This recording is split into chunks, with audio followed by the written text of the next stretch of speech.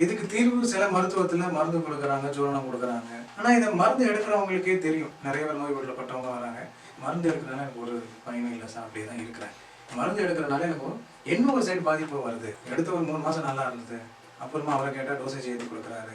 உடனே நான் நல்ல நியூராலஜிஸ்ட்டை பார்த்தேன். அவரும் அதே தான் வேற கம்பெனிக்கு கொடுக்குறாரு. இப்படிதான் நடக்குது. இதே நான் சித்தால போய் பார்க்குறேன், ஆயுர்வேதத்துல பார்க்குறேன், ஹோமியோபதியில பார்க்குறேன். எல்லாருமே டோசேஜ் தான் கொடுக்குறாங்களே தவிர வேற எதுவும் சொல்ல மாட்டாங்க சார். இதுக்கு காரணமே நீங்க ஸ்ட்ரோக் வந்தவங்களும் பார்த்தீங்கன்னா மருந்தும் எடுப்பாங்க, தண்ணியும் அடிக்கிறாங்க. லைஃப் ஸ்டைலை மாற்றணும், ஸ்ட்ரிக்டா இருந்தால் தான் கொடுப்போம்னு சொல்ல மாட்டாங்க. கறிச்சோறு சாப்பிட்றான், மீன் கறிச்சோறு சாப்பிட்றான், அஜீரண கோளாறு வருது. அஜீரண கோளாறுன்னு வேற டாக்டர் பார்க்குறான், ஸ்ட்ரோக்குக்கு வேற டாக்டர் பார்க்குறான், கேஸ் ஸ்ட்ரோக்கு வேற டாக்டர் பார்க்குறான், பிபிக்கு ஒரு டாக்டர் பார்க்குறான், எனக்கு டயபெட்டிஸ்க்கு அந்த டாக்டர் போய் பார்க்குறான். இது எல்லாமே ஒரே உடம்புல நடக்கிறது தானே. அப்பனா இது பலவிதமான பிரச்சனைகளை அவன் உடம்புல வச்சு எல்லாத்துக்கும் சேர்த்து மருந்து எடுக்கிறனால அவன் லிவர் கண்டிஷன் பேட் ஆகுது. கடைசியா டயாலிசிஸ் பண்ற ஸ்டேஜ் ஆகும். இதெல்லாம் நம்மளாம் வர வச்சுக்கிட்டது தான்.